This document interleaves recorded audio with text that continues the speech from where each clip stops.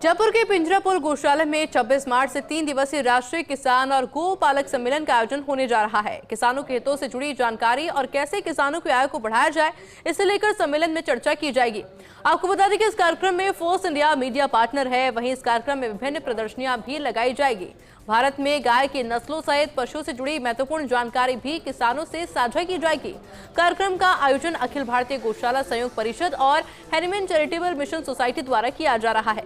कार्यक्रम आयोजनकर्ता डॉक्टर अतुल गुप्ता, अंतर्राष्ट्रीय संयोजक अखिल भारतीय गौशाला संयोग परिषद और मोनिका गुप्ता, महिला अध्यक्ष अखिल भारतीय गौशाला संयोग परिषद से खास बातचीत की फोर्स इंडिया ने। किसानों को आर्थिक रूप से किस तरह से सशक्त बनाया जा सकता है, गौसेवा किस तरह से ज्यादा की जा सकती है, इसको लेकर प्रधानमंत्री नरेंद्र मोदी तो कई बार जिक्र भी कर चुके हैं। प्रयास लगातार भारत सरकार की तरफ से किया जा रहा है, लेकिन उसके अलावा कई संस्थाएं भी ऐसी हैं जो कि लगातार इसमें जुड़ी और कार्य कर रही हैं। सर, जो आगामी सम्मेलन होना है, जो सम्मान समारोह भी होगा, उसको लेकर क्या जानकारी?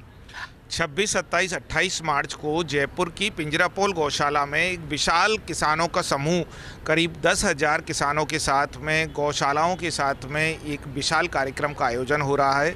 इस कार्यक्रम का मुख्य उद्देश्य है प्रधानमंत्री नरेंद्र मोदी जी द्वारा national mission on natural farming को किसानों की ज़मीन पर स्थापित करना, किसानों की अर्थव्यवस्था को मजबूत करना और गौ माता को स्वावलंबी बनाने की दिशा में एक इस्टेब्लिशमेंट करना। किसान जो गाय को जिस तरह से छोड़ देते हैं, जब दूध देती है तब उसका सेवा करते हैं, उसके बाद में उसको छोड़ देते हैं, हम ये बताना चाहते हैं इस कार्यक्रम के माध्यम से कि गौ माता को गोबर के द्वारा भी उसका उपयोग करके एक अच्छा शुद्ध भोजन तैयार करके, शुद्ध खेती करके, पेस्टिसाइड फ्री खेती करके एक बड़ा कार्य किया जा सकता है। इसी मिशन को पूरा करने के लिए यह आयोजन शैक्षणिक दृष्टिकोण से एक शिविर के रूप में लगाया जा रहा है।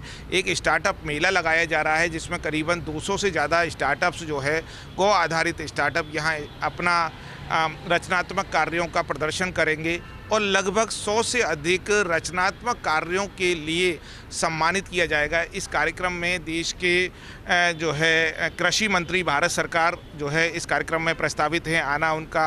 राजस्थान के राज्यपाल इस कार्यक्रम में पधारेंगे, राजस्थान के कृषि मंत्री, राजस्थान के मुख्यमंत्री, राजस्थान के गौपालन मंत्री, राजस्थान के पंचायत राज्य मंत्री मदन दिलावर और उत्तर प्रदेश सरकार की ओर से जो है गौ सेवा आयोग के अध्यक्ष, उत्तराखंड सरकार की ओर से गौ सेवा आयोग के अध्यक्ष, महाराष्ट्र, मध्य प्रदेश, उत्तराखंड, केरल, कर्नाटका, इस देश के सभी क्षेत्रों से बड़े बड़े विद्वान तथा राजनीतिक शक्तिशाली लोग इस कार्यक्रम में पधार रहे हैं। ये कार्यक्रम अपने आप में कुंभ की तरह हो रहा है और इस कुंभ में जो इसका कुंभ का जो अमृत निकलेगा वो गौ माता को स्वावलंबन निकलेगा, स्टार्टअप को रोजगार निकलेगा और किसानों की आय बढ़े, उसके लिए कार्यक्रम मूल रूप से अच्छा, क्योंकि मोनिका जी अभी हमारे साथ में मौजूद है। पहले तो आपको बहुत बहुत बधाई जिस तरह का कार्य आप कर रही हैं, क्योंकि मुझे लगता है किसान और गौ सेवा बोन है हमारे समाज के, और अगर ये नहीं होगा तो शायद कुछ हो भी नहीं सकता। अभी तक कितने लोग जुड़े हैं, और इसके अलावा क्योंकि सर ने वैसे तो ब्रीफ कर ही दिया पूरे कार्यक्रम को लेकर, और क्या कुछ एक्स्ट्रा इस कार्यक्रम में देखने को मिलेगा? देखिए, अब तक 5,000 से किसान ज़्यादा जुड़ चुके हैं इस कार्यक्रम के अंदर, लेकिन आप ये देखिएगा कि पूरे राजस्थान भर से ऐसी स्वयं सहायता समूह महिलाएं जो चाहती हैं कि हम गौ आधारित कृषि करें, ऐसे ऐसे नए उत्पाद जो बनाना चाहती हैं, जो जोड़ना चाहती हैं, उन्हें एक ऐसे स्टार्टअप से मिलने का मौका मिलेगा जो वो घर से बाहर नहीं निकल पाती है। तो गौ आधारित कृषि उनके तन मन में बसा हुआ है, लेकिन वो कैसे किस तरीके से अपनी बातचीत कर पाएँ। पूरे देश से, पूरे राज्य भर से अनेकों तरीके के गणमान्य अतिथि आ रहे हैं, बहुत सारे कॉलेजेस आ रहे हैं, महिला आ रही हैं, उद्यमी आ रही हैं, बहुत सारे डिपार्टमेंट आ रहे हैं। कम से कम अब तक 200 तरीके के जो कंपनीज है जिनसे बातचीत हो चुकी है, जो चाहती हैं कि ऐसी महिलाएं अपने पैरों पे खड़े हो पाए।